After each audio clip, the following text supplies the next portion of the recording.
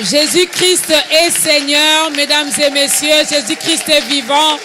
Jésus-Christ est là. Il est le chemin, la vie et la vérité. Jésus-Christ est le pain de vie. Et c'est ce pain-là que nous voulons encore consommer aujourd'hui dans ce nouveau numéro de Ta Grandeur. Et oui, je l'ai dit, il est le pain de vie, il est la parole. C'est cette nourriture que nous voulons encore manger. C'est ce pain de vie que nous vous apportons encore aujourd'hui dans vos maisons, dans vos bureaux, partout où vous vous trouvez finalement, pour vous servir. Parce que la Bible dit, l'homme ne vivra pas seulement que du pain, mais de toute parole qui sort de la bouche de Dieu. N'est-ce pas? Dieu nous envoie encore sa parole aujourd'hui. Il parle d'une manière ou d'une autre. Il peut vous parler par une voix audible. Il peut passer par ses serviteurs. Il peut passer même par un enfant. Il peut passer même par un fou. Il peut passer même par un animal. Dans la Bible, on a vu même les animaux parler. Donc, il est Dieu. Et il est souverain. Nous l'aimons tellement. Est-ce qu'on peut encore acclamer pour la grandeur de notre Dieu, le créateur de toutes choses? C'est lui qui a créé même cette journée. Et c'est lui qui a permis que la parole soit prêchée encore aujourd'hui. À toutes et à tous, shalom, shalom. Shalom à vous, fidèles auditeurs de la 87.8 MHz B1 FM, parce que B1 a une radio. Shalom à vous, chers internautes. Shalom à vous, les habitués de ce programme, les fidèles téléspectateurs. Que la grâce et la fidélité de Dieu soient notre partage. Ne doutez jamais de la fidélité de Dieu et surtout ne doutez jamais de son amour. Peu importe ce que vous vivez, ce que vous traversez, ce que vous avez comme situation, ne doutez jamais de l'amour de Dieu, car Dieu nous aime et son amour pour nous ne change pas et ne changera pas. La grande équipe, je dis un grand merci à la grande équipe de Ta Grandeur, toujours fidèle à leur poste. Je vois les techniciens, le caméraman, le photographe, l'ingénieur de son, la maquilleuse. Je vois toutes ces personnes qui font que nous puissions travailler dans des très bonnes conditions. Un grand merci aussi à toutes les autorités de B1. C'est une première pour lui de passer dans ce programme. Aujourd'hui, il sera le canal par lequel l'Éternel va passer pour parler à un cœur, pour bénir une famille, pour bénir encore le peuple de Dieu. Lui, c'est le pasteur Willy Kilangalanga et Léo du Centre de Réveil en vérité, en vérité. Centre de réveil en vérité, en vérité. En vérité, en vérité, Maman Dorcas vous dit que nous allons bien manger aujourd'hui. En vérité, Jésus-Christ est Seigneur, il ne change pas.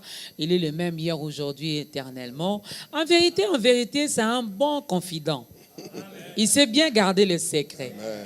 Aujourd'hui, là, ça sera seulement en vérité, en vérité. Pasteur Jimmy, bienvenue sur ce plateau. Vraiment très ravi. Je bénis le Seigneur pour cette très belle opportunité d'être là et de communiquer la parole de Dieu. Amen. Tout va bien sinon? Oui, ça va. La grâce est là et ça nous suffit. L'Église se porte bien. Très, très bien, en bonne santé. Parce que le pain est donné au quotidien. Amen, amen, amen. Oh, ça j'aime, ça j'aime. Amen. Alors vous êtes là pour partager avec nous la parole de Dieu, pour nourrir encore nos âmes, pour nous parler de la part du Seigneur. Mais d'entrée de jeu, on va commencer par là. Je l'ai toujours fait jour pour jour. Ça fait 10 ans que je commence toujours par là. On ne veut même pas changer. On se pose la question, pourquoi on changerait? Pourquoi? Quand c'est une première pour notre invité dans ce programme, on veut toujours connaître son histoire d'amour avec le Seigneur Jésus-Christ. Quand est-ce que cette histoire a commencé? J'ai béni vraiment le Seigneur pour cette belle opportunité. Souvent, j'en parle rarement, mais c'est vraiment une histoire vraiment profonde. Parce que le fait que le Seigneur nous a appelés à ses côtés et le servir, ça date vraiment de très longtemps. C'est depuis mes 12 ans que j'ai rencontré le Seigneur Jésus, que je lui ai donné ma vie. Et vraiment, c'est depuis lors que je commençais à le servir. 3 mois déjà ma conversion, j'étais déjà à l'église, je conduisais. 1 année après, j'étais pasteur assistant. Et voilà, nous avons grandi avec le Seigneur. Et j'ai toujours dit, on n'a pas eu le temps de vivre notre jeunesse. On n'a pas eu le temps de s'amuser, de vivre, quand même qu'on avait certaines possibilités de le faire. Parce que mon père, c'est Dati Pétrole, celui qu'on connaît, celui qu'on a chanté. Celui qu'on a chanté. Oui, c'est mon père, je suis son fils. Bon, si j'étais encore de l'autre côté, j'allais faire un acapella. Je suis déjà né de nouveau, donc. Voilà, c'est un peu ça. Ça veut dire, on a vraiment grandi dans cette atmosphère, les musiciens à la maison, papa Simaro, papa Madilou, les Debaba, ils étaient tout le temps là. Et c'est dans cette circonstance-là que Dieu nous a choisis. Et c'était vraiment étonnant. Et aujourd'hui, nous sommes vraiment fiers que le Seigneur nous a pris de ce bas âge et nous craignons et nous servons le Seigneur jusqu'à ce jour. Nous sommes vraiment heureux et nous continuons. Mais c'était facile, hein, avec tous les noms que vous venez de Si... citer. J'imagine un peu l'ambiance, l'atmosphère qui régnait à la maison. Vraiment, je vous dis, ce n'était pas facile. Je me rappelle une fois, même mon père me disait, il me dit, Jimmy, pourquoi tu veux m'humilier? Pourquoi tu m'humilies comme ça? Parce qu'une fois, il revenait du travail. Et pendant qu'il entre dans l'avenue, il m'a vu en train de crier au bord de la route. Et j'ai prêché l'évangile. Et il a arrêté la voiture. Il m'a dit, monte. On y va à la maison. J'ai dit, papa, je finis d'abord à prêcher. Et je viens. Et il est parti. Et quand je suis arrivé, il est assis. Il me dit, pourquoi tu m'humilies comme ça là au quartier? Pourquoi tu fais ça? Et c'est par après qu'il a compris. Et avant qu'il ne meure, il m'a dit, tu es la bénédiction de ma famille. Wow. Et je bénis le Seigneur pour ces belles paroles qui sont toujours gravées dans mon cœur. Est-ce qu'on peut acclamer Dieu pour ce témoignage?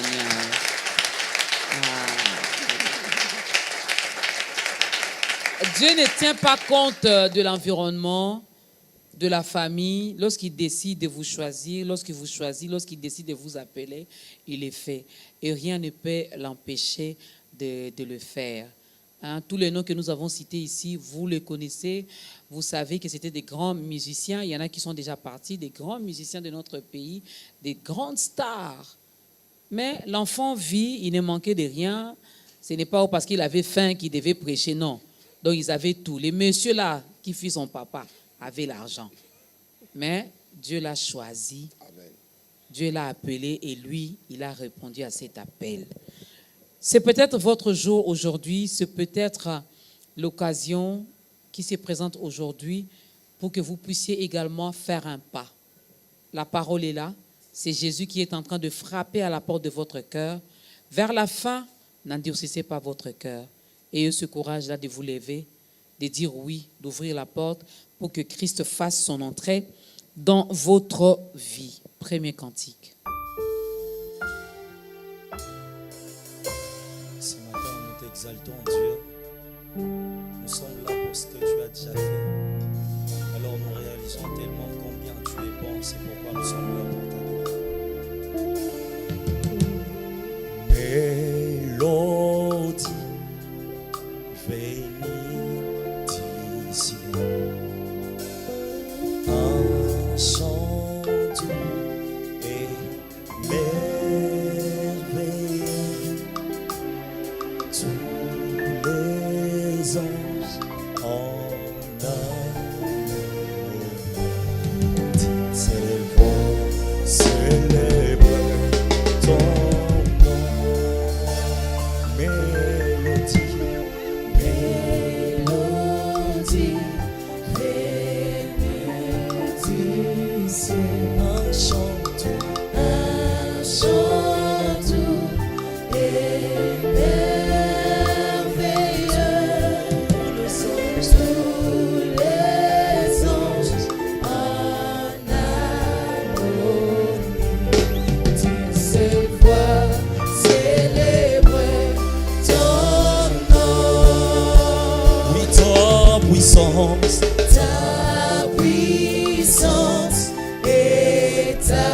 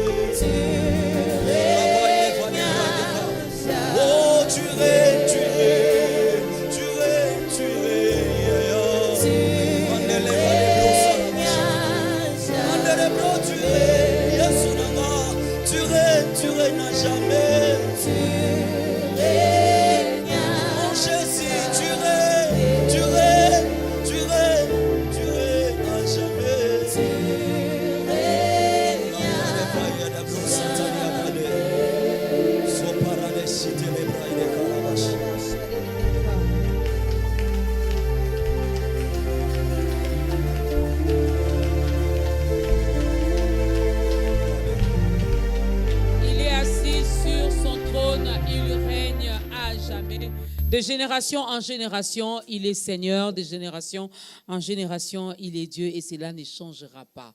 Assis sur son trône. Je l'ai toujours dit. Et je nous invite encore à suivre ce programme, non pas comme un simple programme télévisé, mais il faudra profiter bien de ce moment, de cette atmosphère céleste qui se dégage en ces lieux. Oui, l'Éternel, il est capable de tout. Là où vous êtes chez vous à la maison, vous pouvez recevoir également des choses si et seulement si vous y croyez et si et seulement si vous suivez avec des yeux spirituels, n'est-ce pas? Nous sommes là avec le pasteur Jimmy du centre de réveil En vérité, mesdames et messieurs, c'est avec lui que nous allons manger. Alors moi, je nous souhaite bon appétit et je nous demande de nous installer confortablement pour bien écouter la parole, le message que l'Éternel nous envoie. Notre thème d'aujourd'hui, faux Christ, faux évangile. Faux Christ, faux évangile. Et comme texte de référence, nous sommes dans Galates chapitre 1er, le verset 6. Les autres passages bibliques, l'homme de Dieu nous les donnera au fur et à mesure que nous allons avancer dans ce programme. Qu'est-ce qui vous motive, pasteur Jimmy, de nous parler de faux Christ, de faux évangile? Pour moi, il y a une très grande nécessité parce que même par rapport au chant que nous venons de chanter, qu'il est assis sur son trône et qu'il règne à jamais. La plupart des chrétiens, quand ils voient le trône, ils lèvent les yeux vers le ciel. Mais ce que beaucoup de chrétiens ne comprennent pas, le trône, c'est nous. C'est là où il est assis. Ok. Et c'est là où il règne. Ça veut dire, le trône n'a jamais été en dehors. Ça veut dire, quand tu chantes ces chants et que tu réalises que le trône est en dehors de toi, automatiquement, tu es dans le faux évangile. Ça veut dire, dans le véritable évangile, il faut d'abord être conscient que je suis ce trône là où il règne. Et Dieu a fait de notre corps la maison, son temple, la chaise où Dieu est assis pour qu'il règne. C'est ainsi aujourd'hui, Dieu règne par nous. Il règne par les hommes qu'il a placés, ceux-là qu'il a reçus en Christ. Et quand on n'a pas cette mentalité, c'est ainsi la nécessité de parler de ce thème est très important parce qu'il y a beaucoup de choses que les enfants de Dieu doivent être éclairés. La problématique est tellement énorme. Quand nous regardons la télé, quand nous regardons tout ce qui s'est dit autour du Christ, vraiment, je vous dis, c'est regrettable. C'est ainsi, Dieu nous a mis à cœur de venir passer ici et de parler au peuple de Dieu, afin de remettre Jésus à sa place. Wow. Et sa place, c'est notre corps. Wow. Nous sommes son temple, nous sommes sa maison. Mais que le Saint-Esprit nous aide, mesdames et messieurs, à comprendre tout ce qui sera dit en ces lieux, dans ce nouveau numéro de Ta Grandeur. Mais j'aimerais bien que nous puissions commencer d'abord par le vrai. Voilà. Parce que pour connaître le faux, il faut avoir la connaissance du vrai. Du vrai. Il faut maîtriser le vrai. Comme ça, lorsque le faux se présentera, vous serez capable de dire, là, c'est le faux. Très bien. Qui est le vrai Christ? Amen. Premièrement, d'abord, avant qu'on arrive à Christ, je voulais d'abord qu'on aille d'abord à l'évangile. Okay. Parce que l'évangile parle de Christ. Alors, j'aimerais d'abord parler du faux évangile et alors on va parler du faux Christ. La première des choses, nous devons savoir, l'évangile, c'est quoi? L'évangile, c'est la bonne nouvelle. L'évangile, c'est le message de Dieu, où je vais aller plus loin. L'évangile, c'est la doctrine même de Jésus-Christ. Okay. Parce que Jésus, quand il est venu sur terre, il a trouvé une doctrine.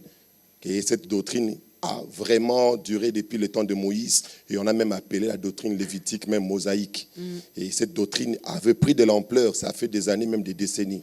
Mais après quelques temps, il y a des disciples, ils ont constaté, même le peuple d'Israël ont réalisé qu'il y avait un monsieur qui est venu avec une doctrine différente de ce qu'ils ont connu. C'est ainsi, lorsque nous lisons Marc chapitre 1, le verset 22, la Bible dit qu'ils étaient frappés de sa doctrine, parce qu'ils se disaient, mais quelle est cette manière de faire? Ils ne parlent pas comme les scribes, ni encore comme les pharisiens, mais ils étaient frappés par ce qu'ils disaient. Et une question se posait autour de cette personne. Ça veut dire, si nous comprenons, lorsque nous parlons de la doctrine, c'est une manière de voir. C'est une perception. Ça veut dire, quand est-ce que ça devient une doctrine? C'est lorsqu'une perception d'une personne veut s'imposer dans la vie des autres. Nous savons nous tous que chaque homme a une manière de voir les choses. Chaque personne a une manière de voir les choses. J'ai ma manière de voir les choses. Vous avez votre manière de voir les choses. Et chaque homme a une manière à sa conception de la vie. Et cette conception a pris souvent origine peut-être à l'environnement, le lieu où tu es sorti, et ça t'a donné cette perception. Et Jésus maintenant avait une perception qui était aussi attachée à son environnement. Qu'est-ce qui arrive? Lorsque quelqu'un prend ses pensées ou prend sa perception et veut l'imposer dans la vie des autres, afin que les autres ne voient plus comme eux, mais voient comme lui, c'est alors que nous parlons maintenant de la doctrine. La doctrine, c'est le fait de ramener les autres à voir comme toi. Okay. Les ramener, à l'air obligeant d'oublier leur manière de voir et de voir comme vous êtes en train de voir. Et lorsque Jésus est venu sur terre, les hommes avaient une manière de voir les choses, ils avaient une manière de définir les choses. Mais qu'est-ce qui a fait que la manière de définir les choses de l'homme avait changé? Tout a commencé à l'Éden.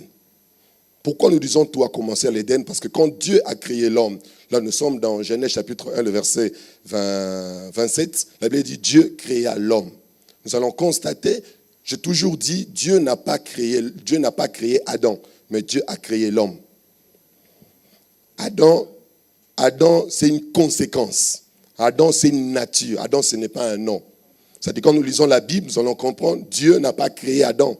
De la même manière aussi, Dieu n'a pas créé les diables. Dieu avait créé l'ange de lumière. C'est lui qui était sa visibilité dans le ciel. Mais c'est l'orgueil qui a fait de lui pour qu'il devienne diable. Okay. Et toute personne qui porte ces vêtements de l'orgueil prend une autre identité par rapport à ce que Dieu avait prévu. Le jour que l'homme a mangé le fruit, il est devenu orgueilleux. Parce que c'est l'orgueil, c'est une nature, c'est l'orgueil. C'est ainsi on dit Dieu résiste aux orgueilleux. Quand il parle de l'orgueilleux, il ne parle pas de l'homme, il parle d'une nature que Dieu n'aime pas. Et toute personne qui vit dans cette nature, automatiquement, se loin de Dieu. Quand on parle de l'orgueil, on ne voit pas la manière, parce que quand on va expliquer l'orgueil, beaucoup de gens en parlent mal, parce qu'ils disent que l'orgueil, c'est le fait peut-être de ne pas saluer les gens, de croire que l'on connaît, de croire qu'on est capable. Or, l'orgueil, c'est pas ça. L'orgueil se définit, selon Christ, la manière de vivre à l'indépendance de Dieu. C'est ça, être orgueilleux. Tous ceux qui vivent pour eux-mêmes, quand Dieu les regarde, ils sont orgueilleux. Or, lorsque Dieu avait créé Lucifer ne recevait que des dieux pour le communiquer aux anges. Et il est devenu orgueilleux quand? Le jour où il a dit, je ne veux plus recevoir des dieux. C'est alors qu'il devient le diable, opposant. De la même manière aussi, lorsque Dieu a créé, Dieu n'a pas créé Adam. Dieu a créé l'homme. Et également aussi, Dieu n'avait pas créé Ève, mais Dieu avait créé la femme. Pourquoi nous disons cela? Parce qu'il faut que beaucoup des enfants de Dieu qui nous suivent arrivent à comprendre qu'il y a une différence entre Adam et l'homme. Okay. L'homme que Dieu avait placé à l'Éden avait une perception différente. Il voyait des choses d'une autre manière. Voire même, nous lisons Genèse plus bas, la Bible dit que Dieu même a ramené les animaux vers l'homme et Dieu était assis là. Et Dieu regardait comment l'homme réagissait, comment l'homme les nommait. Et ce sont les animaux. Tu vas constater, l'homme n'a jamais eu peur. Il n'a jamais eu peur d'un lion, il n'a jamais peur d'un animal, parce qu'il connaissait, sa perception était autre chose. C'est ainsi lorsque Moïse fouillait devant le serpent, dans Exode, Dieu lui dit, mais pourquoi tu fouilles? Tu as oublié ce que tu étais au commencement. C'est parce qu'il voit maintenant le serpent comme ennemi. Mais tandis qu'il était là, l'Éden, ce n'était pas son ennemi. Dieu lui dit, mais pourquoi tu fouilles? Tiens par la queue. Et lorsqu'il tient par la queue, le bâton de revient. Ça veut dire quand on perd sa position, même sa perception tombe. Et l'homme, lorsqu'il a péché, dans Genèse chapitre 3, la chute de l'homme a fait que l'homme est devenu pécheur. L'homme est devenu péché. Adam a perdu l'homme a perdu la nature, il est devenu Adam. C'est quand vous lisez Genèse chapitre 1, Genèse chapitre 2, Genèse chapitre 3, on ne parle pas d'Adam. On dit Dieu appela l'homme. Où es-tu? Dieu dit à l'homme. Dieu appela la femme. Mais c'est dans Genèse chapitre 3, le verset 20, que la Bible, c'est pour la première fois que le nom d'Adam et Ève va apparaître. C'est Adam qui appelle maintenant. Il dit, on t'appellera femme. On t'appellera plus femme, on t'appellera Ève. Mais lorsque nous lisons plus haut, dans Genèse chapitre 2, il dit, quand c'était la première fois que l'homme voit la femme, qu'est-ce que l'homme dit? Il dit, voici cette fois-ci, l'os de mes os, la chair de ma chair, on t'appellera femme. C'est l'homme qui appelle femme. Mais quand il devient Adam, Adam appelle Ève. Quand la perception change, même la nomination aussi change. L'homme qui donnait les noms selon la pensée de Dieu commence à donner les noms selon sa conception. Okay. Or, nous réalisons, nous tous, femme veut dire aide, tandis que Ève veut dire mère. Celui ou celle qui était pour l'homme quelqu'un qui devait l'aider. Et lorsque l'évangile n'est plus annoncé, lorsque l'évangile ou la perception de Dieu n'est plus, qu'est-ce qui se passe? L'homme regarde maintenant la même femme, il appelle, maintenant tu deviens mère, celle qui va accoucher. C'est ainsi aujourd'hui, tous ceux qui ne sont pas en Christ, quand ils regardent la femme, ils ne regardent pas sur la doctrine du Christ. Ils voient quelqu'un que je dois faire accoucher. Et quand une femme aussi n'accouche pas, elle s'est dit que je n'ai pas de valeur. Parce que sa conception en elle-même, c'est mère. Mais quand nous remettons dans le contexte initial, nous allons comprendre que la femme, c'est celle qui va aider. Il est possible de ne pas avoir des enfants. Mais si mon mari atteint l'objectif de sa vie, tu es une femme. Très bien. Et c'est très important. Et c'est ce qu'il fait aujourd'hui. Et quand l'homme a péché, l'homme commençait à tout définir par rapport à lui. Et Dieu dans le ciel était triste parce que l'homme ne voyait plus comme lui. C'est ainsi, Dieu a essayé avec Abraham, mais ça n'a pas été. Il a essayé avec Moïse, ça n'a pas été. C'est alors Dieu lui-même s'est décidé, non, fais-moi un corps, afin que je rapporte à l'homme ma perception. Ainsi, quand Dieu arrive par les revêtements, parce qu'il est écrit qu'au commencement était la parole, car la parole avait tout créé, et cette parole s'est faite chair. Cette parole est venue habiter parmi nous. Pourquoi elle est venue? Le but principal, c'était maintenant de venir instaurer la doctrine christique, qui est la perception de Dieu. Okay. Mais ce qui est regrettable aujourd'hui, lorsque nous suivons la plupart de ceux qui nous enseignent aujourd'hui, quand ils nous parlent de l'évangile ou ils nous parlent de la parole de Dieu, ils ne se basent que sur la perception de l'homme, mais pas sur la perception de Dieu. C'est ainsi l'évangile doit être prêché dans nos églises pour que les hommes qui sont humains commencent à revoir des choses divinement, que l'humain disparaisse et que le divin devienne une réalité. C'est ce qui fait, il est possible de voir un chrétien qui a peur devant un cancréla, de voir un chat passer, il dit moto, moto, moto. C'est parce que sa conception est humaine. Le jour où l'évangile est annoncé, l'homme redevient à sa place. Il n'est plus Adam, il devient l'homme. C'est pour cela que Jésus-Christ est né. Jamais on l'a appelé le fils d'Adam, mais on l'appela le fils de l'homme. Pourquoi? Parce que l'homme qui était resté à l'Éden n'a pas eu d'enfant. Ok. L'homme qui avait la perception de Dieu à l'Éden n'a pas eu d'enfant. Il est resté stérile. C'est pour ça dans Ésaïe 55, on dit à la femme, on dit rejouis-toi. Tu auras des fils plus nombreux que la femme qui accouche. Ça veut dire, Anna, c'est l'image de la femme. Tandis que Pénina, c'est l'image d'Ève qui a des enfants. Mais ces enfants n'ont pas de nom. Ces enfants n'ont pas de titre. Mais de Ève est sorti un fils qu'on appelle Samuel, qui est venu redonner de la beauté dans le sacerdoce. Là où les prophètes, les sacrificateurs ont échoué. Et lui, il est revenu pour arranger ces choses. Et cette autre personne, c'est Jésus-Christ. L'évangile, c'est la bonne nouvelle. Nous devons retourner, nous devons rentrer à la doctrine christique. C'est comme ça que vous l'avez appelé. Très bien. Mais tous ces hommes que vous êtes, les hommes de Dieu, lorsque vous prêchez, c'est au nom de Jésus-Christ que vous prêchez. Très bien.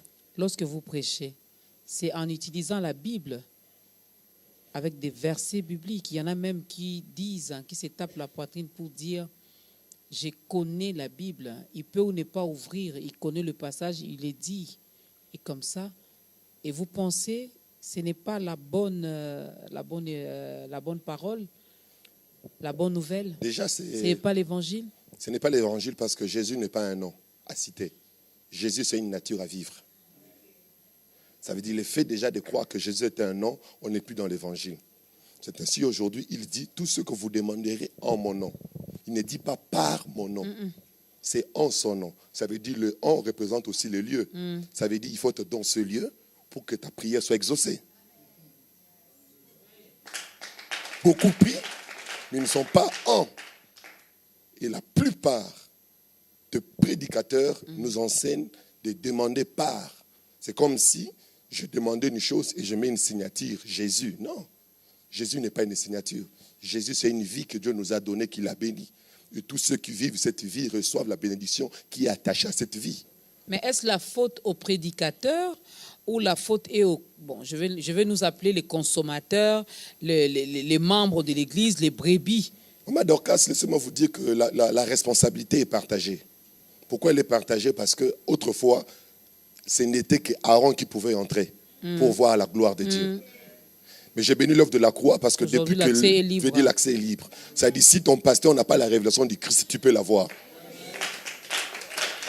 Alors personne ne dira que je n'ai pas connu ces choses parce qu'on ne me l'a pas dit. Dieu a imposé en nous la parole qui est la Bible. Et la deuxième des choses que nous devons savoir, la Bible c'est la parole de Dieu, mais la Bible n'est pas l'évangile. L'évangile c'est la révélation de la Bible. Ok. Ça veut dire, beaucoup sont assis dans la Bible, beaucoup ont la Bible, ils lisent la Bible, mais ne pas avoir la révélation. C'est ainsi dans Corinthiens on dit que la lettre tue, mais tandis que l'esprit vivifie. Or nous avons reçu l'esprit. C'est ainsi Jésus a dit non, vous restez là. Si vous devez aller prêcher, je ne veux pas que vous prêchiez comme David. Je ne veux pas que vous enseignez comme Moïse. Je ne veux pas que vous enseigniez comme Abraham. Vous restez là. Vous recevrez ma mentalité. Vous recevrez ma personne. Vous recevrez ce que je suis pour que vous me fassiez connaître.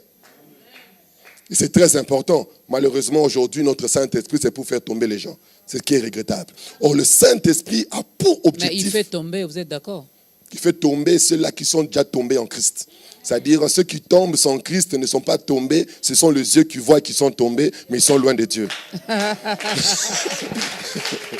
Alors, le plus grand tombé qui réjouit Dieu, ce n'est pas de te salir les vêtements. Le plus grand tombé de Dieu, c'est lorsque tu fais comme Pierre. Lorsqu'il a vu les poissons, il dit non, ça c'est quelle sorte de tombe? Quel homme, je n'ai jamais vu un homme pareil. Même les poissons l'obéissent. Et qu'est-ce que Pierre fut? Il est tombé face contre terre pour dire je ne mérite pas. Ça veut dire un tombé qui ne ramène pas la repentance, qui ne ramène pas la transformation. Ce tombé ne sert à rien. Ce n'est qu'un spectacle.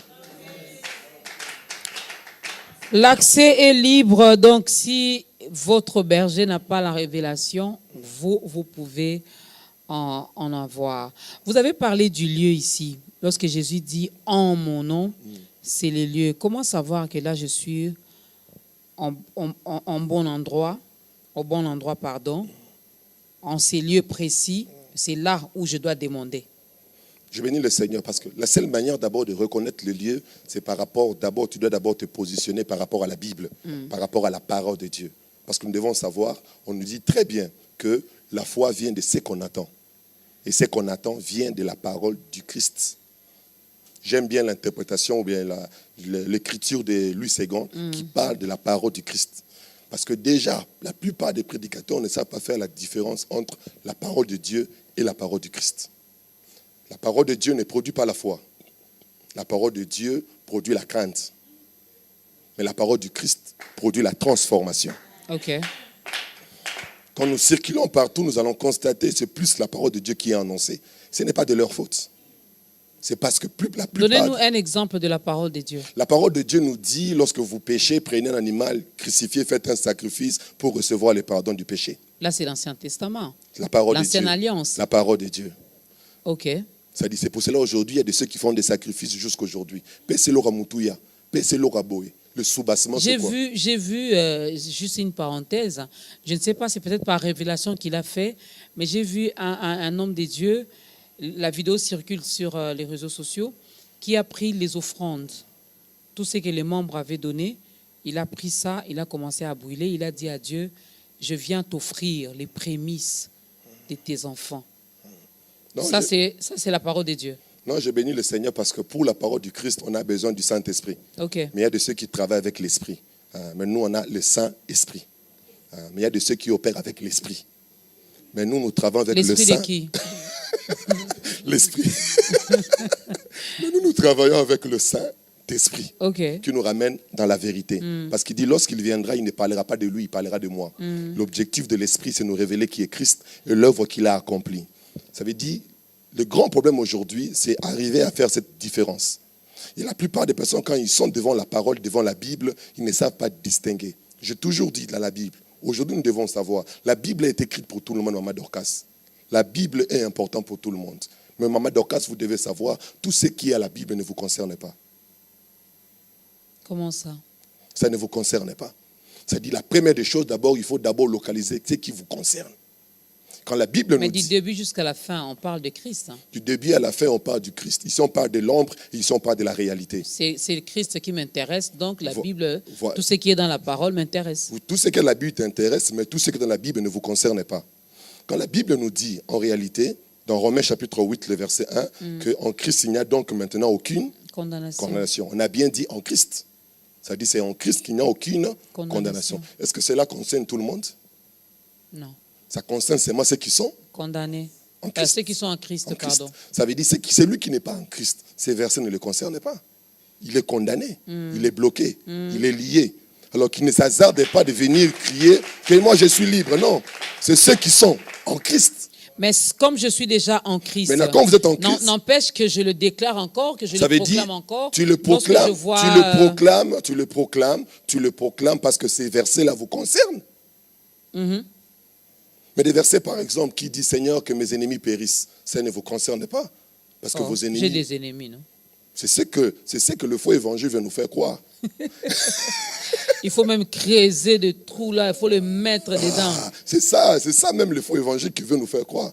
Mais la vérité est que le diable fut dépouillé, il est écrasé. Il n'est pas notre ennemi. Et celui qui est l'ennemi, c'est celui avec qui tu peux combattre.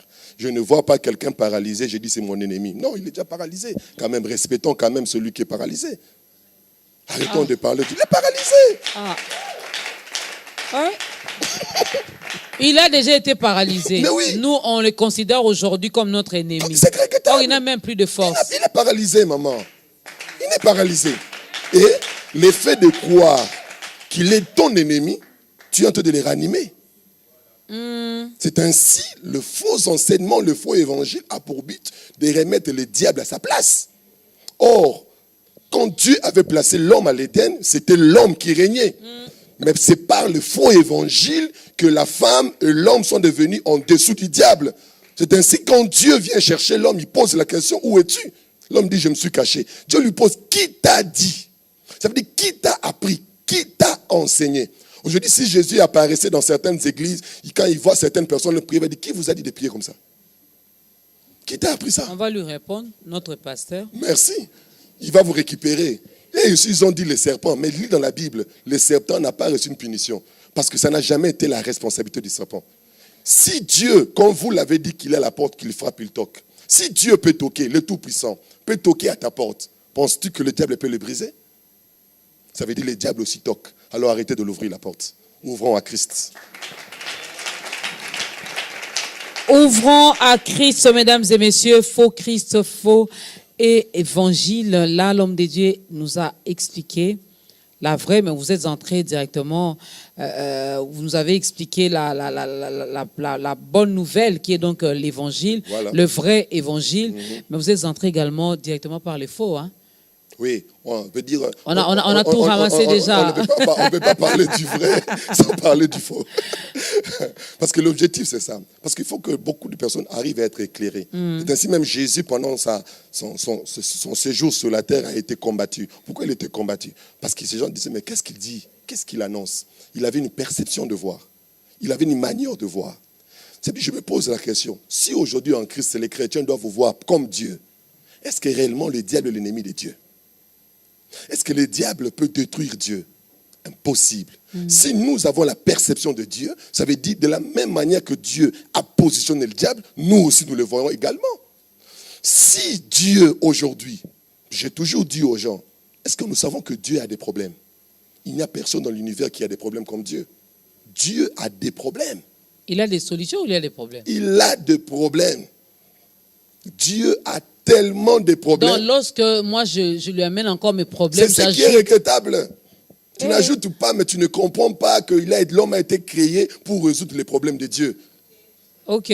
Le faux évangile va nous ramener à quoi? C'est comme si c'est Dieu qui résout nos problèmes. Non, Dieu était seul. Mais c'est Dieu qui a créé l'humanité. Pourquoi il l'a créé? Je pose la question. Pensons-nous vraiment que le créateur du téléphone l'a fait pour le téléphone? Non, il a fait pour répondre à un besoin. C'est-à-dire quand Dieu a créé l'humanité, Dieu était dans des problèmes. Il dit non, mais il n'y a pas moyen que je dois faire. Ça va? Je crée un téléphone pour me permettre de communiquer avec ceux qui sont loin. Ça veut dire tout le matériel, tout ce que nous mettons à notre disposition, l'objectif, c'est de nous servir. Cette chaise est en train de nous servir. La table est en train de nous servir. Le micro a été fait pour nous servir. Mais comment pensez-vous que Dieu crée l'homme pour ne pas le servir? Dieu a besoin d'un service. Mais le faux évangile nous apprend que nous devons aller chez Dieu parce que c'est Dieu qui donne la solution. Et c'est ce qui est regrettable. Or, c'est l'homme qui est appelé à donner des solutions à Dieu. Et c'est notre travail.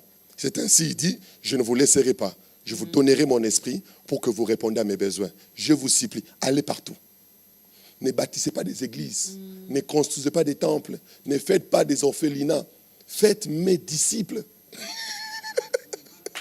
Il faut résoudre mon problème. Résoudre mon problème. Faites quoi? Des disciples. J'en avais 2 à l'Éden. Ces messieurs-là me l'ont tout pris. Et maintenant, là, je vous, les 12 ici, allez récupérer tous ces frères-là. Ne faisons pas comme les grands frères du fils prodigue qui ne s'est pas inquiété de la peur de son frère. Mais chaque jour, il entrait à la porte, son papa était là. Il ne pouvait même pas poser à son père la question, mais papa, pourquoi tu es dehors? Papa, regardez, est-ce que mon jeune frère, mon jeune fils va revenir? Mais le grand frère passait là. Mais gloire soit rendue à Jésus, le véritable grand frère. Il a dit, papa, je te donne le repos. Je vais chercher Adam qui est perdu. Je te les ramène. Je veux le chercher et je te les ramène. Je prie que l'Église, que le serviteur de Dieu que nous sommes, nous avons une responsabilité. Et le diable, par les faux évangiles, nous a tous amenés à paraître. Nous voulons être grands. Nous ne sommes pas appelés pour ça. Nous voulons être ministres. Nous voulons être ceci. Nous voulons bâtir de grandes choses. J'ai toujours dit, vous savez, il y a quelqu'un qui me bouleverse comme Moïse. Moïse a abandonné la royauté pour servir Dieu. Parce qu'il a compris que Dieu avait un problème. Et sa position de prince ne pouvait pas permettre à Dieu de servir. Si c'était moi et vous, je vous dis, Seigneur, merci au Pambolanga. Famille Nanga Banyoko Makamena na bien. Combien sont heureux. Mais notre père dans la foi a été béni, Abraham. Oui, Abraham a été béni pour la mission. Abraham n'a pas été béni. Toutes les bénédictions d'Abraham, c'était pour bâtir le peuple de Dieu. Parce que dans l'ancienne alliance, Dieu avait un peuple. Mais dans la nouvelle alliance, Dieu n'a plus un peuple, Dieu a une épouse. Ça dit, tout l'argent que nous donnons, c'est pour entretenir son épouse qui est l'évangile. L'épouse de Dieu qui est l'évangile. La Bible nous le dit. Nous les connaîtrons par leurs fruits. De nos jours, ça devient un peu compliqué. Très compliqué, Maman Dorcas. Même par les fruits, là, ça devient compliqué pour arriver à les distinguer. Prenons le deuxième cantique. C'est pourquoi le Père l'a souverainement élevé, afin qu'en son nom tout genou fléchit. Sois élevé, Jésus. Nous sommes là pour t'élever. Jésus, Jésus, yoza malamu, malamu yozali. Jésus, Jésus, oza malamu, malamu yozali. Chantons Jésus, Jésus, Jésus, oza malamu, oza malamu.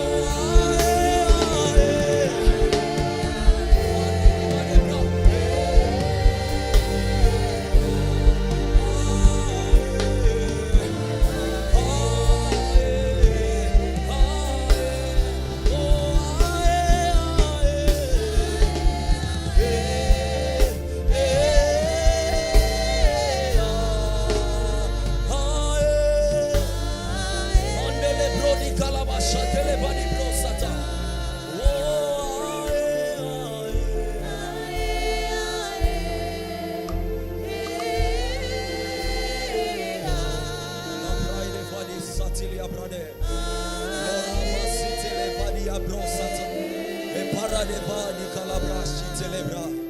Sota labra di varia carabashate. Lora masi celebra di va. Alori masi televa de braia de boshata. Paride sitalia bade. Alo mandili vade brasi celebrosa.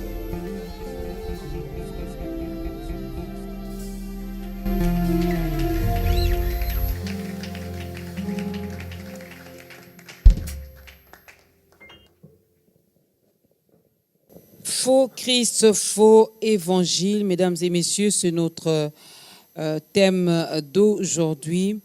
Et nous sommes avec le pasteur Jimmy qui est là et qui nous bénit énormément.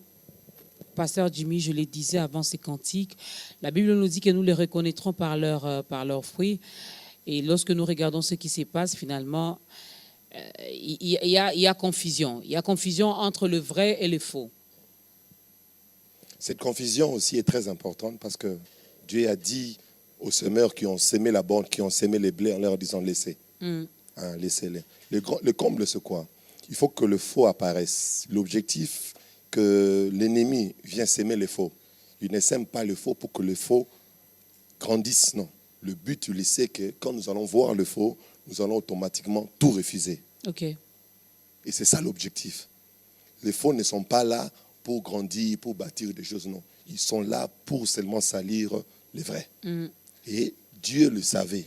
Il dit non, il ne faut pas les déraciner. Parce qu'en voulant enlever le faux, vous risquerez aussi d'enlever les vrais. C'est ainsi, ce qui est très important, c'est d'avoir la connaissance de l'évangile, la compréhension de la parole de Dieu pour juger les choses. Et la seule manière de bien juger, c'est d'avoir la perception. Nous devons quitter l'humain et voir comme Dieu.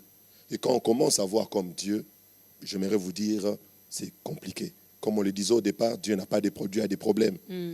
Il a besoin des hommes qui vont donner des solutions. As-tu vu Dieu pleurer parce qu'il a un problème? Non. As-tu vu Dieu craindre parce qu'il a un problème? Combien des hommes l'insultent? Combien des hommes sur la terre n'ont pas donné, refusent, disent du mal de Dieu? Mais quand nous lisons Psaume chapitre 2, il dit c'est lui qui est assis sur le trône, rit, ça dit se moque d'eux. Si Dieu peut se moquer de ceux-là qui les rejettent, qui l'abandonnent, à combien plus forte nous? Alors quand tu vois un chrétien devant de telles conditions, pleurer, se plaindre, ça dit il n'a pas encore eu la conception de Dieu. Et lorsqu'on reçoit la conception de Dieu, nous réagissons comme Dieu. C'est ainsi la nécessité de prêcher l'évangile dans l'église est très importante. Et c'est ce qui s'est fait aujourd'hui. Et quand on vient à l'église, on vient entendre ce que nous sommes. Nous, au lieu de connaître ce qu'il est pour qu'on découvre ce que nous sommes. C'est pour ça dans 1 Pierre, chapitre 4, le verset 17, on dit, tel il est, tel nous sommes. La plupart des personnes viennent devant moi, pasteur, je vais connaître, Dieu m'appelle à quoi? Qu'est-ce que Dieu veut de moi? Qu'est-ce que je suis? J'ai toujours répondu en disant, le jour où tu cherches à connaître qui tu es, c'est le jour où tu te perds. Mais la seule manière de savoir qui tu es, fais une étude sur Jésus, tu comprendras qui tu es. Parce que Jésus, c'est le prototype de l'homme qui est à l'Éden. Nous devons connaître Jésus. Nous devons connaître Jésus. Si on arrivait finalement à comprendre, à avoir la vraie connaissance de Dieu, la vraie connaissance de notre Seigneur Jésus-Christ, je me dis, il y a certaines prières que les chrétiens ne feront plus. J'ai béni le Seigneur parce que ma prière est que vous m'ameniez là, par rapport à la prière. Et j'ai béni le Saint-Esprit qui est au contrôle de l'émission et qui nous amène là. Et là, j'entre directement au faux Christ. Et quand nous parlons du faux Christ, le faux Jésus, c'est le Jésus qu'on nous a toujours présenté qui va faire. Le Jésus qui va élever, le Jésus qui va bénir, le Jésus qui va faire que 2023 soit extraordinaire. C'est le faux Jésus qu'on nous présente quotidiennement. Un Jésus futuriste. Mais or, en réalité, le fait de présenter un Jésus futuriste, c'est combattre ce qu'il a fait dans le passé. Ok. Et qu'est-ce qu'il a fait dans le passé? Il cria, tout est accompli. L'accomplissement est parfaite et complète. Elle est totale. Totale. Il n'a plus à faire. Il a fait. Il a déjà fait. Ça veut dire maintenant, l'homme ne peut plus pousser Dieu à faire. Dieu a fait. Nous avons tous appris. Qu'est-ce que Dieu a fait le 7e jour? Il se reposa. Calmement. Parce qu'il a fini son travail. Même si l'homme est venu perturber le 7e jour, le repos de Dieu. Mais Dieu l'a retrouvé dans l'éternité à Golgotha. Et jusqu'aujourd'hui, 2023 ans passés, Dieu est en paix. Parce que Jésus lui a introduit dans une paix éternelle. Et maintenant là, si nous devons prier, nous ne devons pas prier pour que Dieu fasse. Parce que la prière ne fait pas faire Dieu. Dieu a déjà fait. Mais la prière nous introduit dans ce qu'il a déjà fait. Ça veut dire, si quelqu'un déjà dans le départ prie pour avoir du travail, il ne recevra jamais du travail parce qu'il veut demander à Dieu de faire.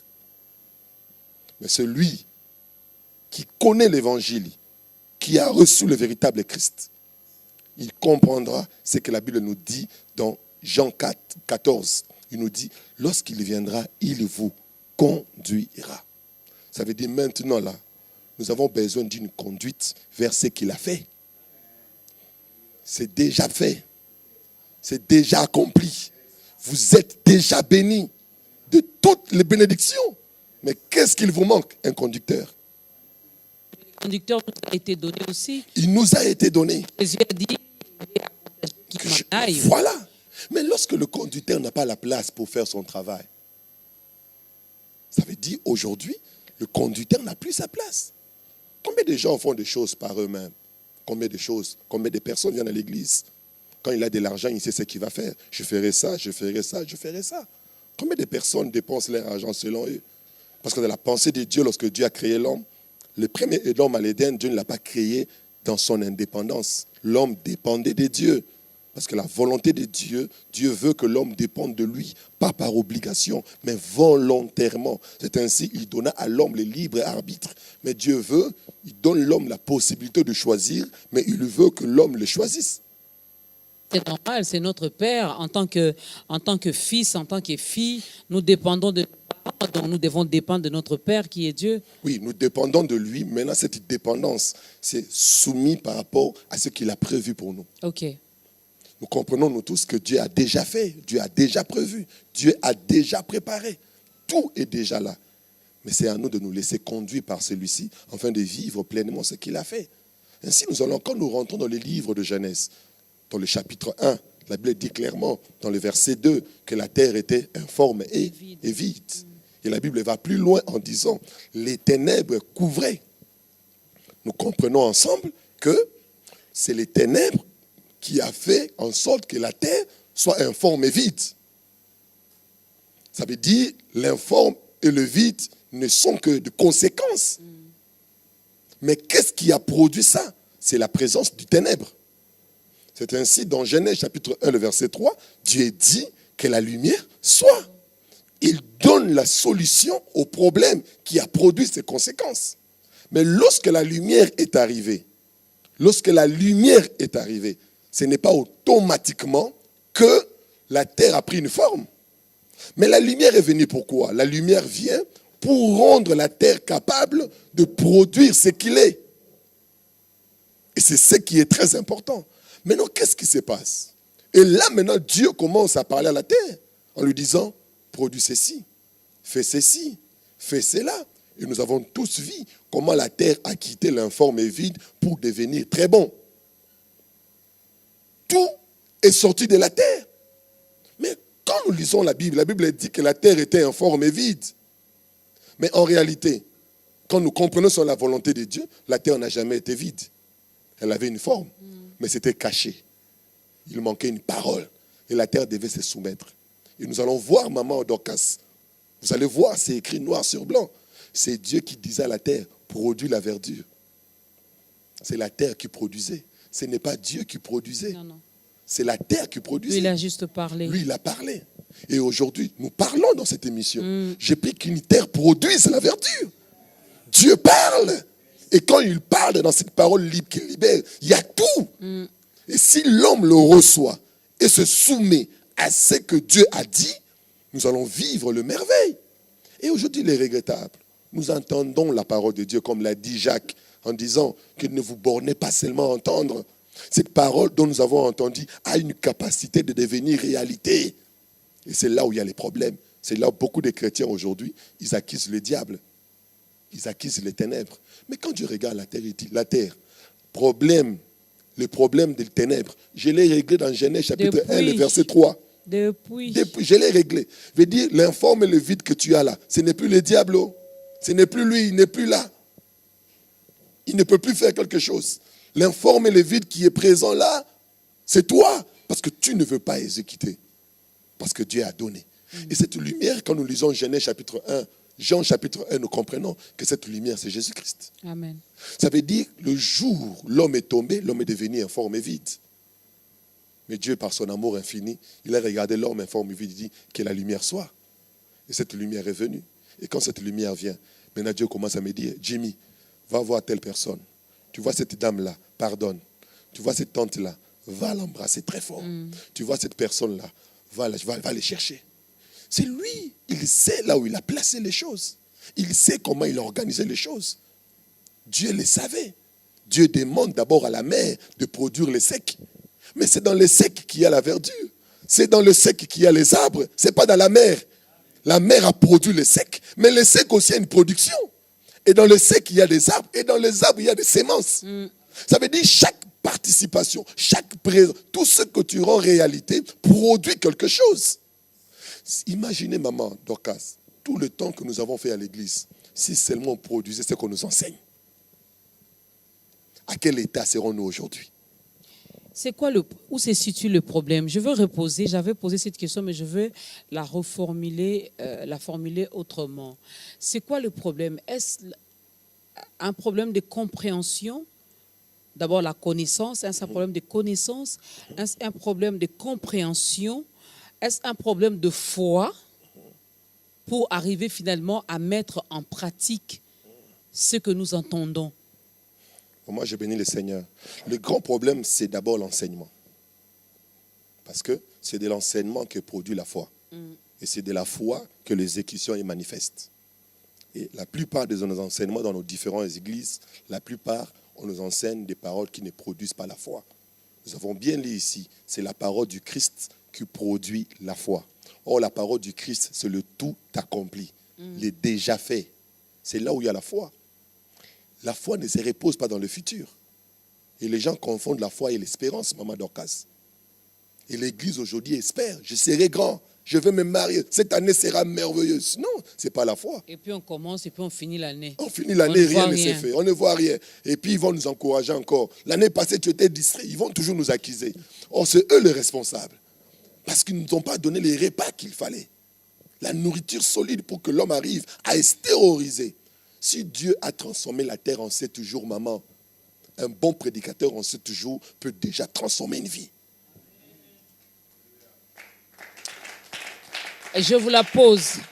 Avez-vous déjà arrivé à transformer une vie? Le Christ que j'enseigne, la parole que je libère, c'est cette parole qui transforme.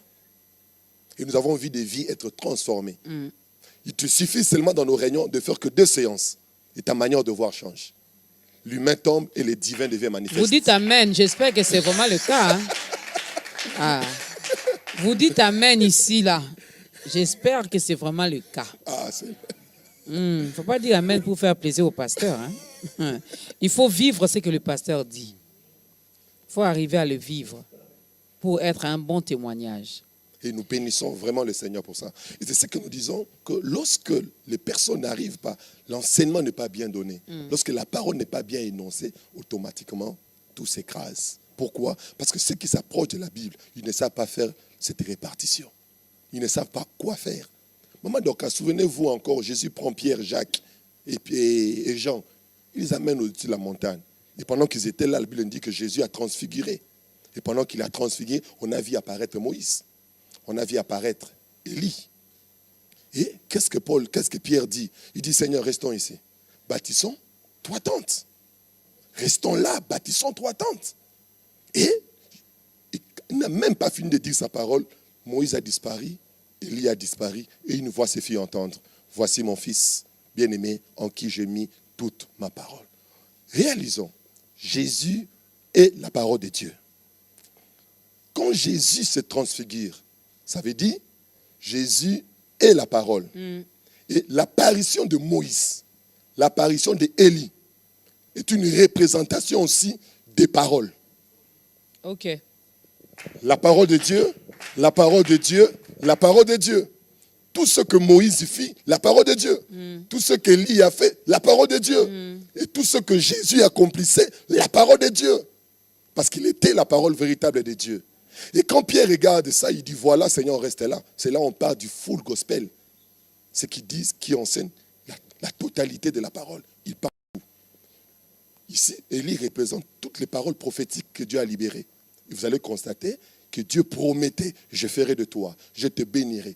Toutes ces paroles où Dieu parlait au futur, il dirait, je les ferai, ce sont des paroles Élie. Des paroles prophétiques.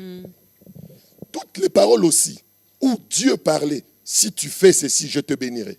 Si tu donnes, je t'élèverai. Voici les bénédictions qui se répandront sur celui qui aura cru. Je ferai. Je dis, toutes ces paroles-là, qui a une loi, c'est Moïse. C'est Dieu qui a libéré cette parole. C'est Dieu qui disait, tu donnes et tu seras donné. Vous devez donner les offrandes pour obéir, voilà ce qui va arriver. C'est la parole dite à Moïse. Mais il y avait une nouvelle parole qui vient d'apparaître, différente d'Élie, différente de Moïse, mais une nouvelle parole. Et cette parole, on l'appelle la parole de l'accomplissement. Du tout est accompli. Où toutes les promesses promises à Élie s'accomplissent en lui. Où toutes les conditions à appliquer par Moïse est appliquée par lui. Et quand Pierre regarde, il dit non, moi je vais tout prêcher. Pierre c'est un prédicateur. Il dit moi je vais tout prêcher. Des fois je vais prêcher Élie, je vais promettre. Des fois je vais prêcher Moïse. Des fois je vais prêcher Jésus. Et c'est là où il n'y a pas la foi. Ce sont ces enseignements qui détruisent l'église. Dieu a dit Pierre, attention. Attention. On reste ici. Il a retiré Moïse à Longwe. Élie disparaît. Il dit restez là. C'est ça la parole. C'est lui qu'il faut écouter. C'est à lui qu'il faut enseigner. Pierre, tu es disciple du Christ. Tu dois parler. Il est regrettable de voir aujourd'hui des gens qui prient. Seigneur, accorde-moi l'esprit d'Élie. Tu es regrettable. Comme Élie a disparu, tu disparaîtras avec lui. Ceux qui se disent que moi je suis fort en prière. Tout ce que j'ai, c'est parce que je donne. Tu vas disparaître avec Moïse. Ce sont des personnes qui ne reconnaissent pas la grâce. Peut-être il me suit en ce moment. Il se justifie en disant, si tu fais ça, tu auras ça. Ce que je suis, j'ai combattu pour l'être. C'est faux. Il y a de ceux qui ont combattu plus que toi, mais ne sont pas arrivés là. C'est la grâce de Dieu. C'est le tout accompli. Et la plupart des personnes ne reconnaissent pas ça. Maintenant, quand tu lis la Bible, est-ce que tu vois Moïse? Tu vois Élie ou tu vois Christ? Maintenant, nous ne sommes pas dans le full gospel. Nous sommes dans le plein évangile. Amen. Or, le plein évangile, c'est un message christocentrique. Où Christ est au centre de tout. De tout. Et tous les actes que nous posons après Christ ne sont que des actes de reconnaissance. C'est-à-dire, si vous me voyez aujourd'hui, et comme je l'ai toujours enseigné à mes enfants, que si vous apportez vos offrandes, vous ne les apportez pas pour être bénis. C'est Moïse qui donnait pour être béni. Nous nous donnons par reconnaissance. Nous investissons par reconnaissance. Nous donnons gratuitement. En aucun jour, nous prierons en disant à Dieu, Seigneur, souviens-toi de ce que j'ai fait. Qu'est-ce que tu as fait qui a plus de valeur de ce que Christ a fait? Ok. Le poids du Christ dans le cœur de Dieu dépasse ton argent. Dépasse les sacrifices que tu fais. Et ceux-là maintenant peuvent s'accrocher à leurs dons. C'est eux. Nous, on s'accroche à ce qu'il a fait. Et c'est ça le plein évangile. Et lorsque cet évangile n'est pas annoncé au sein de l'église, il n'y a pas la foi. On a des gens qui espèrent. C'est ainsi, lorsque nous lisons la Bible dans Luc, chapitre 18, le verset 8, Jésus pose la question. Il dit, quand le Fils de l'homme viendra, trouvera-t-il de la foi? Il va trouver l'espérance. Mais la foi, non. Et aujourd'hui, dans beaucoup des églises, on nous parle de l'espérance que de la foi. Ta vie sera bénie. Cette année, tu seras élevé. Il y a des gens qui prient, Seigneur, automatiquement, ta prière n'a plus de valeur. Même les chants, tout a changé. On ne peut plus dire, Seigneur Pambolanga, il l'a déjà béni. Et ainsi, celui qui est en Christ ne chante pas tout. Non. Il sélectionne. Mais il y a des chantres aujourd'hui qui chantent le plein évangile. Zambekanisa, Lungolango. Zambekanisa bangomba la mata. Longola mama. Ngomba nini yo matie le kingomba Yesu. Comment nous voulons nous accrocher dans ce que nous faisons au lieu de nous accrocher à ce qu'il a fait? Il a accompli des choses plus glorieuses qu'aucun homme n'a pu le faire. Il est le seul qui a réjoui le cœur de Dieu. Il est le seul qui a donné à Dieu une paix. La paix qu'il donna à Dieu n'est pas temporaire. La paix est éternelle. C'est grâce à lui que nous avons le repos. C'est grâce à lui que nous sommes dans l'assurance. C'est la personne de Jésus que nous devons enseigner à l'église. Et aujourd'hui, on a remplacé. Et nous sommes dans le full gospel. Ce qui a détruit aujourd'hui l'enseignement. Or, le full gospel détruit. Dieu n'est pas dans ça. Dieu est dans le plein évangile. Juste une question de curiosité. Toutes ces personnes, le full gospel a amené ce qu'il a amené, mais avec ceux qui sont dedans et qui ont cru, on voit quand même qu'il y en a, lorsque nous le regardons, nous voyons qu'il y a vraiment un changement, il y a eu une transformation, il y a eu élévation, il y a eu progrès. Comment vous expliquez cela? J'ai béni le Seigneur pour ça. J'ai toujours posé la question. N'est-ce pas lorsque Moïse a frappé, l'eau a coulé, non? Mais Dieu n'était pas avec lui. Non. Merci.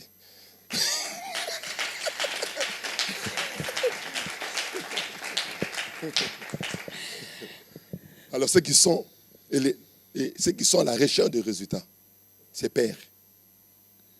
Nous ne sommes pas à la recherche des résultats. Le résultat a trompé beaucoup de gens.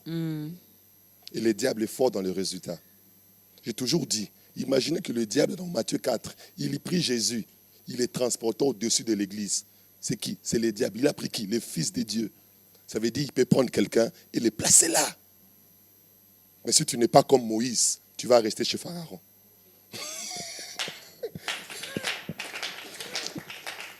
Nous allons aider également. Il y a encore beaucoup de choses à dire. La parole de Dieu est une lampe. Que cette lampe nous éclaire. Que cette lampe nous aide à voir clairement, à voir distinctement, tel que Dieu veut que nous puissions voir. Pasteur Jimmy, regardez votre caméra. Aidez cette personne je veux le dire, à ouvrir la porte de son cœur et que Christ fasse son entrée. Hier, quelqu'un me disait, arrêtez de dire que la personne reçoive Jésus-Christ dans sa vie comme Seigneur et Sauveur. On ne le compare pas à une autre personne. Voilà. Il n'est pas comme, il est. Il est le Sauveur. Il est le Sauveur. Il n'est pas comme le Sauveur. Il n'est pas comme le Seigneur. Il est le Seigneur. Il est le Sauveur. Aidez cette personne à recevoir le Sauveur et le Seigneur dans sa vie. Je bénis le Seigneur vraiment pour l'opportunité qu'il m'accorde. Ce n'est pas un hasard que le Seigneur a permis que vous tombiez sur cette émission. Vous savez, durant toute la vie de Pierre, Pierre vécut sur terre, il pensait qu'il était pêcheur de poissons. Et toute sa vie, il était à la recherche de se faire plaisir à ses enfants et à sa femme. Mais un jour, il a rencontré un homme qui lui a révélé ce qu'il était en réalité. Et depuis lors, Pierre a compris qu'il n'a jamais été pêcheur de poissons, mais il est pêcheur d'âmes. Et depuis lors, il a changé. Je sais que ce que tu es, ce n'est pas ce que Dieu a prévu pour toi. Ce que tu vis, ce n'est pas ce que Dieu veut pour toi. Dieu a prévu quelque chose de meilleur. Mais tu dois savoir, le plan de Dieu ne peut pas commencer si la porte n'est pas ouverte. Si tu ne laisses pas la place de conduire. Il veut te mener au-delà.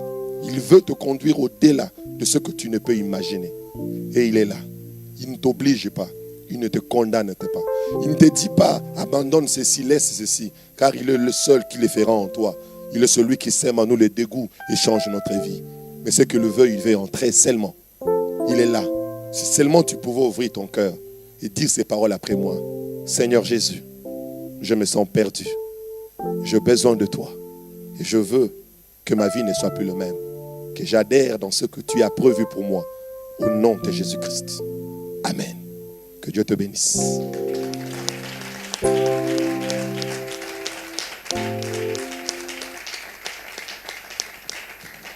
Bienvenue dans la grande famille des enfants de Dieu. Il y a de la place pour tout le monde. Hein, ici, chez nous, là, on ne met pas les autres mal à l'aise. Non, on est tous fils, on est tous filles de Dieu. Alors, bienvenue, bienvenue. Ne t'arrête pas là. Aujourd'hui, tu as écouté la parole, tu as accepté de laisser le Sauveur, le Seigneur Jésus-Christ, entrer dans ta vie, commencer à diriger ta vie. Il faut demeurer à ses pieds. Il faut écouter la parole. Ici, on parle de la parole. On parle de la bonne parole, qui est l'évangile de Jésus-Christ. Oh l'eau, oh les sels, oh l'huile, oh... Ici, là, on ne donne pas ça. Ici, c'est seulement le Seigneur Jésus-Christ. Alléluia. N'est-ce pas? Alors, si tu crois, tu es sauvé. Et si tu es sauvé également pour sauver les autres. Aujourd'hui, c'est le pasteur Jimmy qui t'a aidé. Demain, ça sera peut-être toi qui seras assis de l'autre côté pour aider encore une autre personne. Car nous sommes appelés à faire de toutes les nations les disciples de Jésus-Christ. Tu n'as pas une église d'attache? On veut bien parler du centre de réveil en vérité, en vérité. Vraiment, merci. Nous parlons de cette grande œuvre, de cette grande mission que Dieu nous a donnée. L'Église, le centre des réveils, en vérité, nous disons la vérité que nous sommes. Nous ne disons pas ce que nous croyons, mais nous disons ce que nous sommes. Et c'est très important. Et là, l'Éternel transforme des vies, il change des gens, il transforme parce que ce n'est pas la loi qui change, c'est l'amour de Dieu qui transforme des cœurs. Amen. Et l'amour de Dieu est annoncé par nos cultes. Et chaque fois, nous sommes à Brikine, vers Pompage. Alors, sur l'avenue Mbenza, numéro 2. Et tous ceux qui sont intéressés, ils peuvent vraiment nous rejoindre et ils seront vraiment équipés pour un grand travail. Et c'est là ceux qui veulent nous contacter aussi. Ils peuvent aussi nous appeler directement au 082 plus 243 82 222 0189 plus 243 82 222 0189. Quand est-ce que le pasteur Jimmy reçoit? Nous recevons chaque mercredi. Je suis à l'église chaque mercredi de 13h à 19h. Et les cultes, les heures des cultes? Le culte, on a culte mercredi, on a culte vendredi et le dimanche, nous avons 2 cultes de 8h à 10h et de 10h30 à 12h30. Vous avez le programme, vous avez le numéro de l'homme de Dieu, vous avez des questions, vous voulez communier, vous voulez écouter la vraie parole, connaître le vrai Christ. Donc l'adresse vous est donc donnée. Hein, n'appelez pas les pasteurs. Oh, pasteur, n'a bien comme Et regardez aussi hein, à quelle heure vous pouvez appeler. Les chrétiens, nous devons être bien éduqués, nous devons être bien polis. Nous devons également, comment je peux le dire, avoir les bonnes manières et aussi savoir vivre. Il ne faut pas appeler l'homme de Dieu à 2h du matin, pour ceux qui sont au Congo.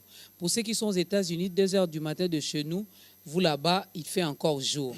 On peut comprendre. Mais comprenez aussi qu'ici, il est 2h et que l'homme de Dieu se repose. N'est-ce pas?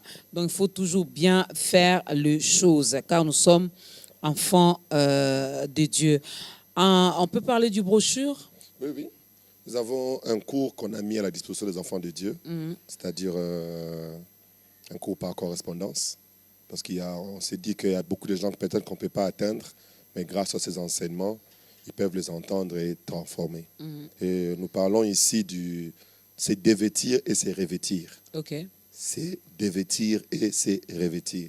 Et là, nous avons compris par la grâce de Dieu, lorsque Dieu avait créé l'homme, Dieu avait revêtu l'homme de sa gloire. Et malgré sa nudité, c'est qu'il était revêtu, il ne pouvait pas le voir.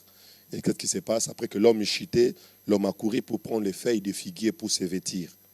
Or, nous savons nous tous que le feuille, avec le temps, ça perd sa qualité. Avec le soleil, ça sèche. Et qu'est-ce que Dieu va faire? Dieu va encore dévêtir l'homme de ses feuilles et prendre la peau de l'animal pour les revêtir. Or, la peau, avec le temps, devient de plus en plus dure. C'était déjà l'œuvre salvatrice qui était déjà annoncée, que l'homme sera revêtu d'un vêtement durable et éternel. Et dans ce livre, nous en parlons. Et les chrétiens, tout le jour de notre vie, nous devons savoir que nous sommes appelés à nous dévêtir de quelque chose et à nous revêtir de quelque chose.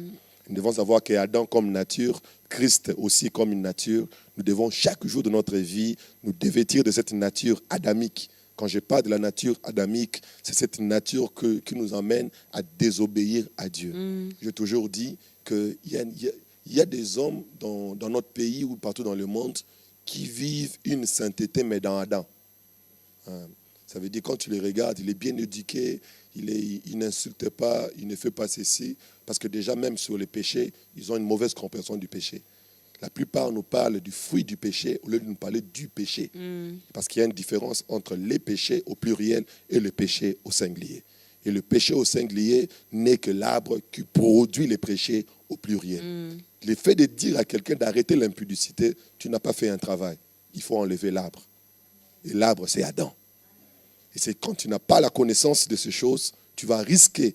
Il y a de ceux qui ont abandonné l'impudicité. Il y a de ceux qui ont abandonné la boisson. Et ils se disent que j'ai abandonné. Mais quand tu les regardes, l'arbre n'est pas ôté. Parce que quand nous rentrons dans Genèse, Dieu a dit à l'homme, tu ne mangeras pas de l'arbre. Dieu ne veut pas l'arbre. Et l'arbre, là, c'est Adam. Vous enlevez l'impudicité, mais la sorcellerie reste. Vous enlevez la sorcellerie, les mensonges juste à côté. Il faut enlever l'arbre. Il faut enlever l'arbre. Parce qu'il y a des gens. C'est ainsi qui fait qu'il y a des gens aujourd'hui qui se disent j'abandonne telle chose, mais après un moment, ces choses reviennent encore. Pourquoi? Parce qu'il a enlevé les fruits, mais l'arbre est resté et le fruit va produire encore. Et le grand problème, c'est d'enlever cette nature. Et comment l'enlever? C'est d'accepter une autre nature qui est christique. Amen. Et quand on accepte Jésus de tout son cœur, on produit les fruits du Christ et la nature adamique disparaît. C'est ainsi, nous les chrétiens, on doit passer beaucoup de temps dans la prière. Nous devons beaucoup prier. Parce que j'ai toujours posé la question aux chrétiens. Si Jésus priait, pourquoi il priait? Pour avoir une voiture? Pour avoir une belle femme? Pour aller en Europe? Si Jésus priait, c'est parce qu'il savait que dans sa chair, il y avait la nature adamique qui devait combattre tous les jours, afin que la volonté de Dieu en lui soit pleinement exécutée. Amen. Et pourquoi nous, aujourd'hui, on doit prier? Pourquoi on doit gêner? Une mauvaise compréhension de la prière, c'est d'aller vers Dieu pour que Dieu nous donne des solutions. C'est d'aller vers Dieu pour que Dieu intervienne. Non. Toutes les solutions, c'est dans la nature christique. La meilleure prière que nous devons faire tous les jours, c'est de prier, Seigneur, que l'orgueil en moi disparaisse. Que l'orgueil face à toi puisse disparaître. Je vais être humble devant ta parole. Je vais le faire. Parce que tu as déjà tout fait. Et c'est cette soumission qui produit la vie.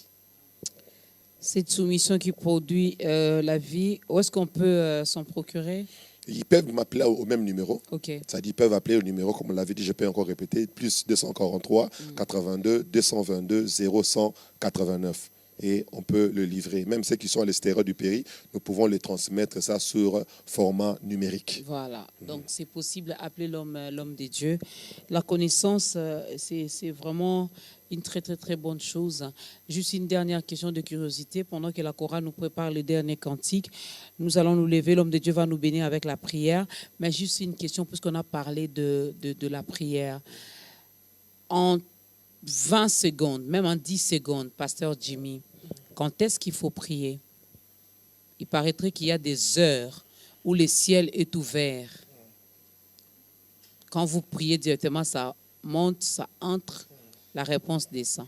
Déjà, c'est une mauvaise compréhension de parler du ciel ouvert. Parce que la Bible dit, Jésus a dit à Nathanaël, vous verrez désormais le ciel ouvert sur les fils de l'homme. Le ciel n'est pas ouvert sur Maman Dorcas. Le ciel n'est pas ouvert sur moi. Le ciel est ouvert sur les fils de l'homme. Pour bénéficier de ce ciel, il faut être dans les fils de l'homme. Alors, tous ceux qui sont dans les fils de l'homme, ils ont déjà le ciel ouvert. Comment parler des heures? Il faut évangile. Oh, il y a les heures, non, pour prier. Ah, la télé, il y a les heures. Minuit, moi je vous donne. Moi je vous donne les heures, on conclut par là. Voilà. Minuit. Minuit. Surtout on a au zénith. 5 heures. Très bien. Ah non, j'ai sauté minuit, 3 heures, 5 heures, 12 heures, 15 heures, 18 heures. Waouh. C'est bon? Ce que je dis, c'est mécanique. C'est comme un homme qui disait à sa femme, on va parler à 12 heures, 15 heures, 18 heures. Mais je pose la question, c'est un époux ou c'est un directeur? Les autres heures, là, il faut laisser parce qu'il a des choses à faire. Sa vie, c'est ma vie. Tout ce qu'il est, c'est pour moi. Son investissement, c'est moi. Merci, Pasteur Jimmy. Vous avez compris? Il n'y a pas d'heure pour chercher Dieu. Il n'y a pas d'heure précise. Ngai ezalaka ba 3 heures. Bon, ça dépend. Ça dépend. Mais Dieu est là. Notre papa est là. Il est toujours à l'écoute. En tout cas, moi, mon mari, s'il me dit, chérie, tu m'appelles seulement à 6h à 12h, je lui poserai la question. Et entre 7h et 11h, parce que tu es où, avec qui, tu fais quoi? Alléluia. Hein? Donc, quand j'ai envie de l'appeler là, même maintenant en pleine émission, je peux prendre mon téléphone, je lui fais un message. Voilà. Lorsqu'on aime là, il n'y a pas d'heure. Il n'y a pas d'heure. Ah, oh, Seigneur. Alors, j'aime Dieu. Dieu m'aime. Moi aussi, je l'aime. Il n'y a pas d'heure. Mais ceux qui parlent d'heure, là, il faut venir ici nous expliquer. Est-ce que c'est le faux ou c'est le vrai évangile? C'est ici que ça va se passer. Merci à vous, merci à la grande équipe. Merci à vous. Retenons ce programme. Ta grandeur, 10 ans, jour pour jour, 2013 à 2023. Nous sommes déjà en 2023. Donc là, nous sommes en route vers les 10 ans. C'est au mois d'août que nous allons organiser une grande célébration. Mais déjà là, il y a des activités que nous allons commencer, des plateaux spéciaux. On va faire parler certains hommes de Dieu qui nous ont bénis à travers ce programme. Donc, Maman Dorcas viendra frapper à vos portes. Je l'ai dit ici à la télé. Ici, c'est la télé. Hein? Je viendrai frapper, cher pasteur, chers serviteurs, chers fils de Dieu. Dès qu'on vous dit que c'est Maman Dorcas qui est là, il faut dire au protocole là, laisse entrer Maman Dorcas. Je viendrai. Déjà, la prière, je sais que vous priez pour nous. Continuez à nous soutenir spirituellement. On en a vraiment besoin. Mais on viendra aussi parce que l'évangélisation demande les moyens. Donc, lorsque moi je viendrai là, je viendrai demander. C'est le vrai évangile, hein? Demandez, on vous donnera. Oui. C'est le vrai, hein? Je suis dans le vrai. Je viendrai demander et vous me donnez. Il y a des choses que nous devons changer dans notre plateau. Nous devons organiser, louer les lieux. Hein? Alors, tout ça, ça demande de l'argent. Soyez, pardon. Ne nous privez pas, hein? Ne nous fermez pas vos portes. N'est-ce pas? C'est pour une bonne cause, parce que je passerai ici pour vous donner les différentes activités que nous allons réaliser. En tout cas, que Dieu nous fasse encore du bien.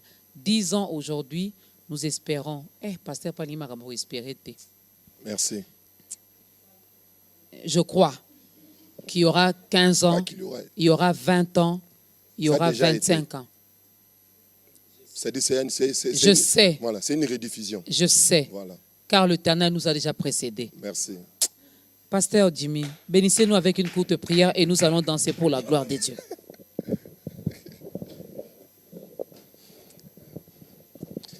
Nous bénissons celui qui a tout accompli. Il a tout fait et nous y croyons. Je prie, Seigneur, qu'après ce culte, après ce moment, qu'il y ait quelqu'un qui se laisse conduire par le Saint-Esprit, afin qu'il vive pleinement ce que tu as déjà fait. Nous quittons l'espoir, nous entrons dans la foi. Tu as tout fait et nous te louons avec cri de joie et nous acclamons le Seigneur. Yes. Gloire à toi, Jésus. Est-ce qu'on peut acclamer le Seigneur? Moi, mon lolo, pour la gloire de mon Jésus. Élevons nos mains dans le ciel, célébrons le roi de rois, lui qui était, qui est, il demeure Dieu à jamais. Élevons nos mains dans le ciel, célébrons le roi de rois, lui qui était, qui est, il demeure Dieu. Oh, élevons nos mains dans le ciel, célébrons le roi de rois, lui qui était, qui est, il demeure Dieu. Oh, élevons nos mains dans le ciel, célébrons le roi de rois, lui qui est, qui est, oh, élevons nos mains dans le ciel, célébrons le roi de rois, lui qui est, alléluia. Est-ce qu'on peut danser un peu pour Jésus? On y va.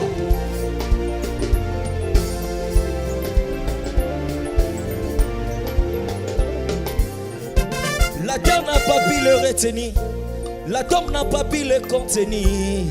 Il demeure Dieu dans ma vie, oh, oh. Il demeure Dieu à jamais. La terre n'a pas pu le retenir, la tombe n'a pas pu le contenir. Il demeure Dieu, mon Jésus, oh, oh. Oh, élevons nos mains dans le ciel, dans le ciel. Célébrons le roi de rois, célébrons le roi de rois. Qui est, il dans le ciel. Célébrons le roi de gloire. Lui qui était qui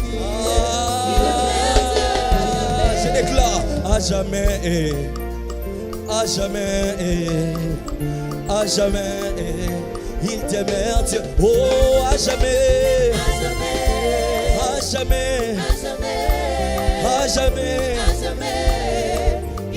dans ma famille, dans mon église, à jamais, à jamais, à jamais.